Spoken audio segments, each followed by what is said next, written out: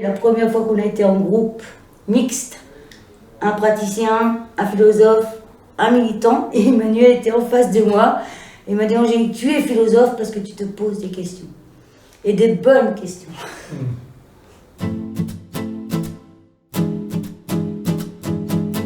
Le fait d'avoir réussi à penser à plusieurs a permis de comprendre que les philosophes n'étaient pas les propriétaires de la philosophie. Je ne m'attendais pas d'assister à une véritable éclosion de la philosophie au sein du groupe.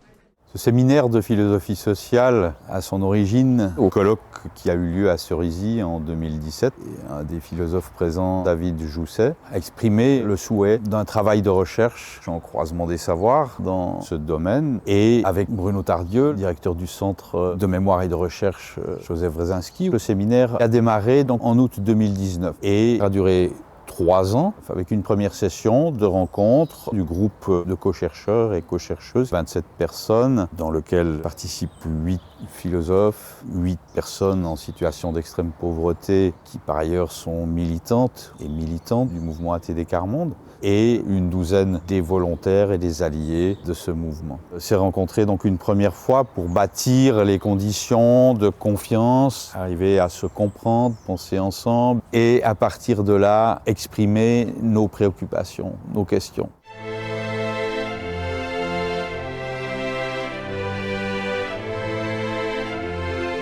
Cette tradition de la philosophie sociale avait rêvé depuis assez longtemps de faire des choses quelque peu similaires à ce qu'on a fait là. Et Marie Garot disait, nous-mêmes, on n'y croyait pas comme une chose tout à fait réalisable.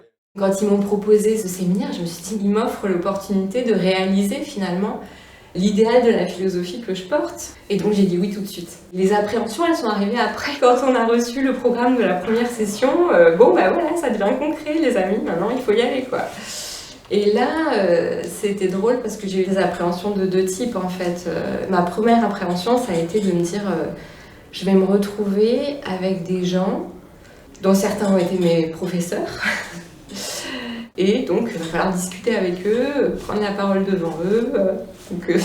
Comment je vais faire ça quoi. Donc ça a été la peur d'être jugée par mes pairs en fait. Et évidemment, j'avais aussi peur des militants, mais finalement, c'était moins concret en fait. C'est-à-dire, je savais qu'on allait sans doute pour eux incarner des institutions qui produisaient de la violence symbolique, mais je le savais d'un savoir très abstrait quoi. Les militants, j'avais moi aussi peur, mais j'avais peur qu'ils n'apparaissent que comme des gens qui avaient un témoignage à donner et que les philosophes et les autres s'approprient leur témoignage pour discuter de ça. En même temps, je faisais très confiance à ATD Quart Monde parce qu'il n'a jamais été question de laisser les militants de côté. Mais c'était la question que je me posais. Quelle position vont-ils enfin atteindre ? La première expérience du séminaire, pour moi, ça a été une expérience très intense de grosse remise en question parce que, en fait, ce que les militants m'ont renvoyé, c'est la violence de la société dans laquelle on est, de l'écart des positions qui sont les nôtres. Et ça, c'était pas possible de s'y soustraire. Et ce que j'ai découvert à contrario, c'est que mes pairs, dont j'avais peur aussi au début, étaient un soutien énorme pour traverser cette épreuve-là. C'est ma première fois de participer à une aventure comme ça et j'avais peur que je sois nul devant les philosophes. Mais entre-temps, j'avais aussi crainte que les familles, les militants ne s'exposent. Là, vraiment, je suis très enthousiaste. On ne m'a pas considéré comme nul et les expériences des familles ont été un éclairage tout au long de notre parcours. Une des choses qui m'a étonné au départ et auquel je résistais un peu intérieurement, c'était le fait qu'on soit séparés au départ. La première session, on était entre pairs, les philosophes d'un côté, les personnes en situation de pauvreté de l'autre, et les volontaires de l'autre. Et je pensais que si on se retrouvait tous ensemble d'emblée, ça irait plus vite. Et j'ai appris finalement qu'on avait besoin de se retrouver entre pairs parce qu'on n'a pas le même langage et il faut déjà pouvoir l'exprimer dans son langage sans avoir trop de filtres en fait. Comme beaucoup d'autres, Le mot philosophie me faisait peur parce que chez nous, à l'école, la philosophie n'est pas enseignée. Je sentais que les militants qui participaient au projet, même si ça devait leur faire peur aussi, mais ils avaient une facilité de lier leur expérience au sujet à laquelle on abordait. Et ils avaient une bonne analyse par rapport à ça. Et en tant que praticien, c'est un peu plus difficile parce qu'on est toujours à permettre que les militants prennent la parole. Mais finalement, quand la session a commencé, donc ce fait qu'on avait des matériaux qui nous permettaient d'exprimer nos pensées et d'être un peu au même niveau. Et je pense avoir apporté ma contribution avec l'expérience que j'avais.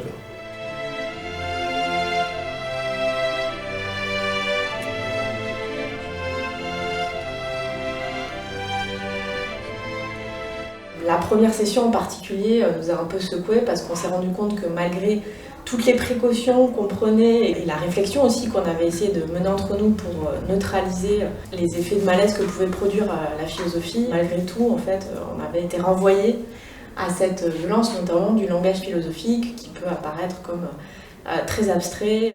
On a évoqué comment, en arrivant à la première session, on sentait une tension entre nous. Une inquiétude des uns et des autres de est-ce qu'on va pouvoir se rencontrer, est-ce qu'on va se comprendre, est-ce que je vais être écouté, est-ce que je vais être à la hauteur. Et un des premiers exercices qu'on a fait ensemble, c'est autour des récits. Des récits qu'on a écrits chacun pour partager une histoire qui expliquait pourquoi on était là. Et partager ça à trois, d'une certaine façon, c'est comme si ça avait démystifié les peurs qu'on avait les uns envers les autres, parce que ça nous a permis de nous rencontrer au niveau des raisons, des histoires, des expériences que chacune de nous avait vécues et qui expliquaient pourquoi on participait finalement à ce séminaire. Lors du temps d'écrire un récit personnel, j'avais beaucoup hésité. Tout était confus dans ma tête. Choisir quoi entre expérience vécue ou histoire personnelle, c'était pas une chose facile parce que je ne connaissais pas encore les membres du groupe. Donc j'avais la crainte d'être incompris ou d'être jugé. Cette crainte a laissé plusieurs jours ma page vide, mais à la fin, j'ai décidé d'écrire sur les origines de mes parents parce que je trouve vraiment qu'il y a un lien avec le thème de la résistance. Donc, chose faite, j'écris et j'en ai fière. L'axe principal qui a porté de l'eau à la racine de tout, c'est en fait le fait qu'on a une convivialité. Ce qui avait été fait naître des formes d'amitié. Quand on a tous dormi à mairie, là, il y a eu quelque chose là qui s'est passé. Là. On était plus proches, on vous sentait moins éloignés de nous, quoi, parce que nous, on vous voyait là. Hein. La première session, pour moi, c'était une découverte. Les blasons m'ont poussé à sortir quelque chose en moi que personne n'a déjà écouté. Je n'ai jamais parlé de ça. Je n'attendais pas de réponse. Je l'ai posé là. Il y a des choses qui se sont vécues avant, qui n'étaient pas justes. Ce qui m'a plu, c'est en fin de compte, ce qui m'a permis de m'exprimer beaucoup plus, c'est quand j'ai travaillé le blason. Parce que quand même ça a été un travail personnel. Donc j'ai pu m'expliquer, m'exprimer. Après, c'est le récit que j'ai écrit, qui a été aussi retenu et que je dirais que m'a ouvert un peu plus en fin de compte. Moi, la philosophie, c'était quelque chose de très abstrait. Mais quand j'ai connu la philosophie sociale, ça m'a ancré dans la réalité, dans l'action, dans les choses que j'ai vues. Et c'est vrai que ça m'a passionné beaucoup pour parler de ça qu'on vit et qu'on expérimente, qu'on fait, parce que de me donner de sens, en fait, de réfléchir avec. Depuis le début, j'ai trouvé que c'était vraiment une équipe formidable. On savait pourquoi on était là. Il y avait un but et c'était très original. J'ai eu l'impression, dès la première session, que l'ensemble des appréhensions, ça s'est très vite dissipé pour être remplacé par des relations de confiance humaine et intellectuelle. Et que du coup, on s'est senti en effet partenaire. Ça a donné une énergie et lorsqu'il a fallu endurer l'expérience du Covid, au moment où les engagements pouvaient être fragilisés, il y avait en fait déjà cette construction, une forme inédite de nous. Voilà, c'est magique, je trouve.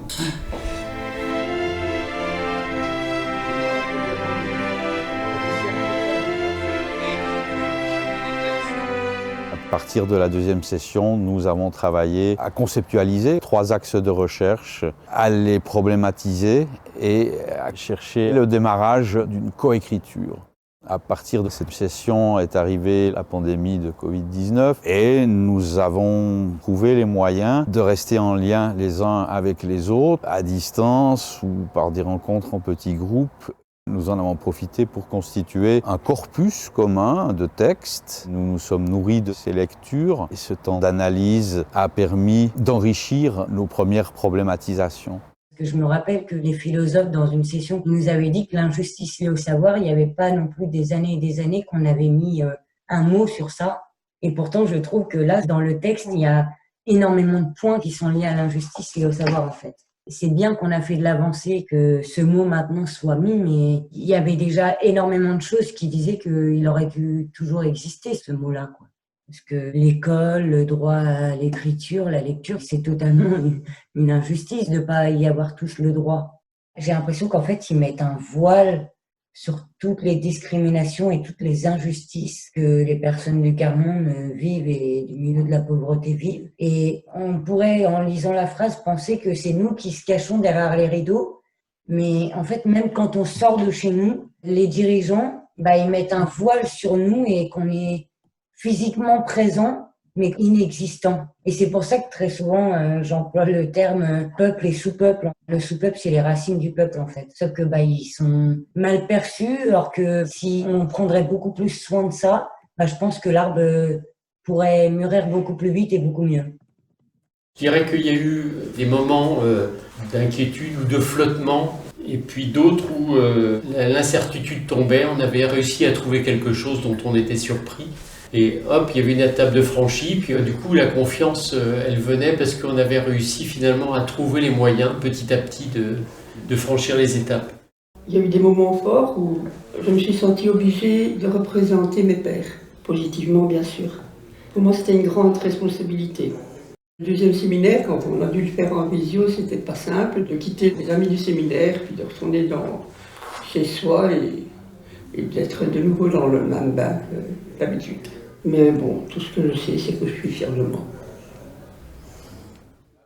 Suite à cette pandémie aussi, c'est que cette réalité nous a obligés de prendre le temps entre nous, de partager autour de la pandémie.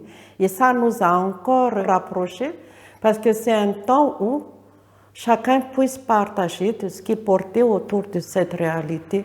Même la pandémie n'était pas dans le thème de travail, mais c'était vraiment la réalité que nous avons vécue tous ensemble. Pendant ce travail-là avec les philosophes, on a vu qu'eux nous apportaient un plus pour valoriser en fait des choses qu'on a vécues avec les familles dans l'accompagnement. La première session, on l'a tout transcrit, on l'a fait lire à notre conseillère, qui était une spécialiste du croisement des savoirs dans ATD Carmont, et nous a dit, là je suis sûr, ils ne se sont pas compris. Et donc la deuxième session, on n'a pas arrêté de dire, est-ce que tu as compris? Et en fait, petit à petit, des gens un peu entraînés disent, non, j'ai pas compris. La première fois que c'est arrivé à une des philosophes, elle a développé l'idée, et la personne a encore moins compris. Et là, la philosophe, qui est pas bête, elle a pris conscience. Elle a complètement changé son discours, elle s'est fait comprendre. Et c'est pareil dans tous les sens. Des moments d'incertitude, c'est quand on s'est exercé à produire un premier texte commun, se dire est-ce qu'on va être capable de produire un texte sur lequel on va être tous profondément d'accord. Ça me semblait quelque chose de très risqué et peut-être qu'on n'allait pas y arriver. Je crois que c'est la confiance les uns dans les autres, je crois aussi l'animation de bout en bout avec une certaine souplesse et puis des outils bien particuliers pour avancer. Je pense que ça a été vraiment un gage de réussite, quoi.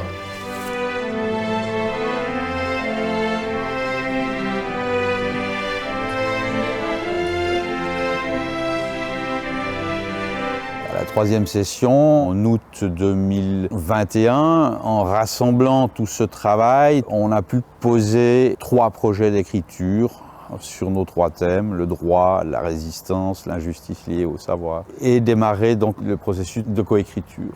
Cette coécriture s'est déroulée d'abord en faisant la part belle à l'écriture personnelle. Chacun retisse le fil de sa pensée à l'intérieur de ce séminaire, retrouve ses questions les plus importantes et croise ces questions avec ses autres pairs. Ensuite, ces premiers textes ont été mis ensemble, ont été confrontés à l'intérieur des 3 groupes de coécriture pour arriver à une première version d'un texte commun. Ce premier texte commun, lors de la 5e et dernière session d'août 2022, on a souhaité le soumettre à une trentaine d'autres personnes extérieures au séminaire pour entendre leurs critiques, leurs commentaires et enrichir de ces critiques et de ces commentaires ces textes dans une 3e phase d'écriture qui aboutit au texte qu'on étudie durant ce colloque.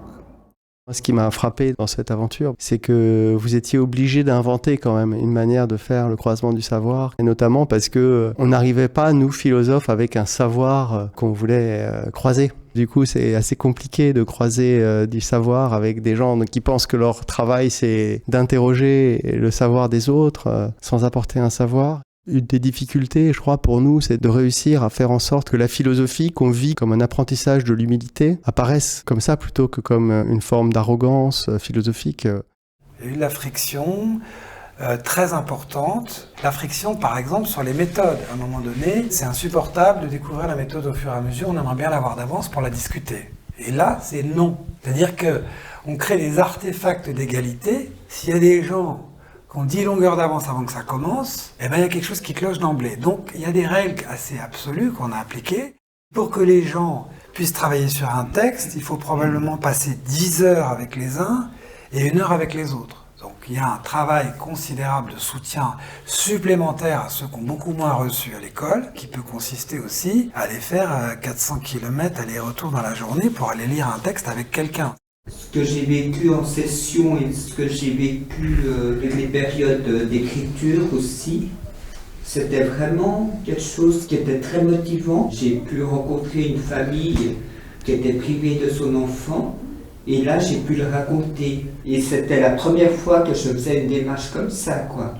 Ça m'a libérée en quelque sorte, quoi. La pensée m'a libérée et comme ça, j'ai vraiment pu dire ce que je voulais.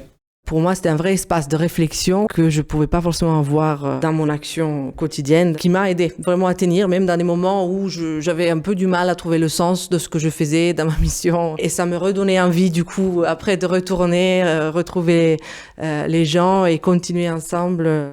Un moment de prise de conscience, on était en train d'essayer de savoir ce que c'était que la résistance au pouvoir. Et comment elle s'articulait ou non avec la question de la persévérance, donc du combat quotidien contre la pauvreté et la misère. Et on n'était pas d'accord dans le groupe. Et tout d'un coup, Karine, elle a dessiné un arbre. Et de cet arbre, les racines de cet arbre sont la dignité, le corps, le tronc de l'arbre, c'est la persévérance, et parmi les différentes branches de l'arbre, il y a la résistance au pouvoir.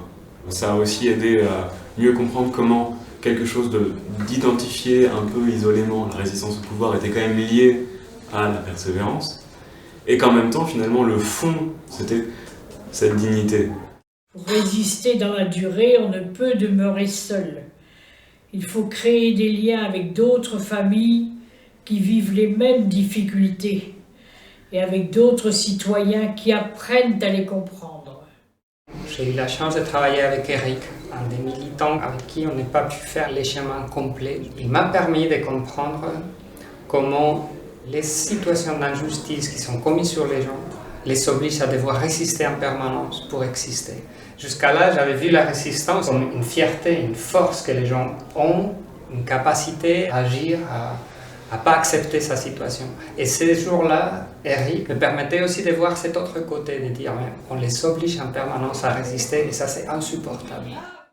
Je pense que l'existence de Wresinski était aussi super importante. Ça a été notre repère à plusieurs moments. Au début, il y avait de la réticence très claire de la part de nos amis philosophes qui n'avaient jamais étudié à l'école.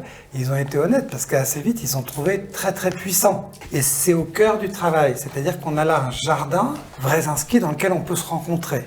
Il a tordu le cou à l'idée de famille inadaptée, il a critiqué beaucoup de choses, pas parce que ça l'amusait, parce que c'était impossible autrement. Le mouvement était bloqué par des idées. Il fallait les critiquer. Donc voilà, on se remet au boulot pour critiquer les idées et pour en forger de nouvelles. On est collectivement très fiers d'avoir réussi à coécrire ce texte. On a vraiment le sentiment d'avoir produit ensemble de la connaissance parce qu'on a réussi à mettre en commun et à faire ces fameuses frictions épistémiques entre nos différents savoirs, mais aussi parce que je pense que philosophiquement, ça a vraiment une vraie valeur, y compris dans le champ de la philosophie sociale. Et je pense que c'est la première fois de ma vie que j'ai vraiment fait de la philosophie sociale. Et j'en suis vraiment assez émue et très satisfaite. J'ai aussi vu les résultats, 3 textes par lesquels j'ai été extrêmement impressionné par la qualité intellectuelle de ces textes, par leur rigueur d'écriture, leur précision d'écriture, l'analyse conceptuelle qui est mise en œuvre, la variété des niveaux de discours aussi, témoignages, analyse, questionnement. Enfin, pour moi, ce sont des objets philosophiques à part entière. La rigueur de la démarche aussi, j'ai bien vu comment vous travaillez, de manière à la fois libre et en même temps elle est encadrée, mais pour mieux aboutir, pour mieux réussir à exprimer le sens d'une expérience. Donc vous avez trouvé un équilibre extrêmement rare et étonnant aussi par les résultats. C'est quelque chose aussi, cette collectivité de recherche ensemble. J'ai pas imaginé que ça c'est possible avec la philosophie. Parce que avant le projet, j'ai pensé de la recherche philosophique. Et même si tu es en dialogue avec le penseur de avant, mais c'est pas texte, pour la plupart, c'est un peu un travail sur le terre, non? Mais j'ai découvert une autre façon de faire la philosophie que j'appréciais beaucoup. On a vécu une aventure ensemble que moi j'ai beaucoup aimée. Maintenant, je me dis, après avoir comme ça mis nos intelligences ensemble, j'aimerais prendre un peu de recul de ce bouillon-là et me dire, mais dans le chemin qu'on a fait, quel a été l'apport des militants? Pouvoir dire, on a réfléchi sur ça et qui c'est qui l'a posé sur la table, qui c'est qui l'a amené, comment ça nous est arrivé. La philosophie sociale, c'est une philosophie qui s'adresse à des personnes qui sont dans la vie sociale, extérieures à l'académie, en disant la philosophie sociale a quelque chose à vous dire, mais ça suppose aussi qu'elle soit capable de vous écouter et de vous entendre. L'objet de la philosophie sociale sont les pathologies de la société. Eh bien, le destinataire de la philosophie sociale, ce sont celles et ceux qui sont victimes de ces pathologies. Et c'est-à-dire aussi les personnes qui ont le plus intérêt à ce que ça change. Et ça, je me disais, voilà, c'était une perspective théorique. C'est parfois arrivé dans l'histoire de la pensée sociale, de la philosophie sociale. Et ça, cet objectif, j'estime que je l'ai vu réaliser.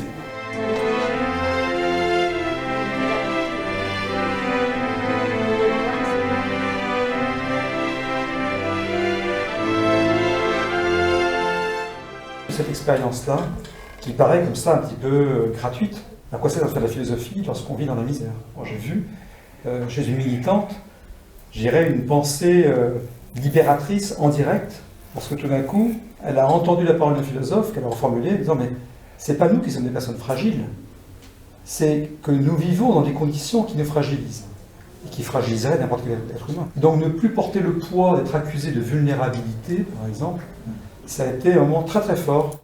La philosophie, c'est justement cette qualité de doute, de question, pour être davantage libre. C'est ça qu'on a expérimenté. Et moi, je veux dire que ça donne sens vraiment à ma façon de faire la philosophie. Moi, tout mon savoir que j'ai maintenant, parce que je peux aujourd'hui dire, oui, j'ai acquis un savoir de penser, d'aller plus loin. Moi, je veux mettre ça au service des miens. Vraiment, qu'on me laisse la possibilité de donner ça aux miens. Ce qui m'intéresse dans la démarche de la philosophie sociale croisée avec l'expérience d'ATD, c'est qu'on ne fait pas simplement qu'essayer d'interpréter le monde, mais d'essayer de transformer aussi, parce que la finalité, c'est bien quand même la lutte contre la misère.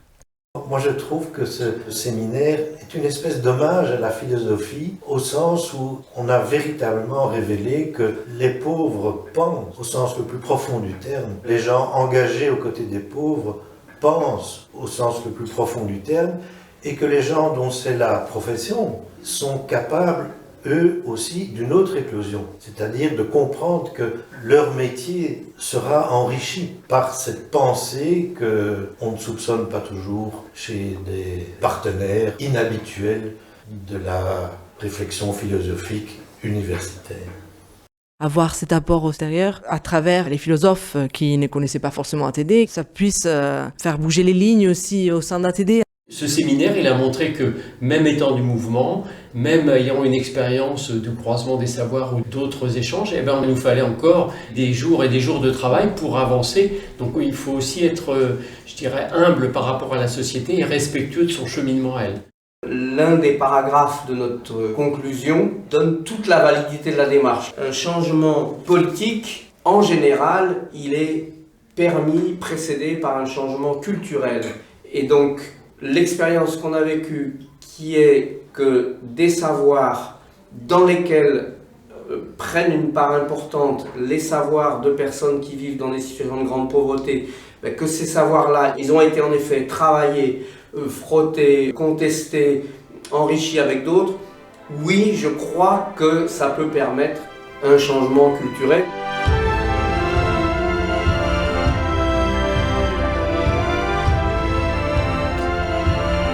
Comment je veux dire, moi je me sentis vivre là-dedans, en fait, tu vois.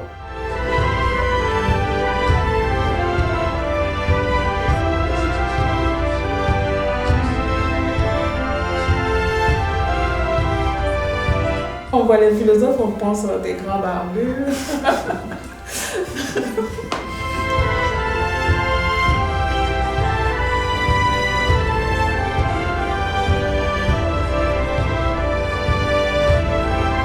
Nous sommes tous changés dans ce séminaire. Dans ce que nous faisons et dans ce que nous sommes tous changés.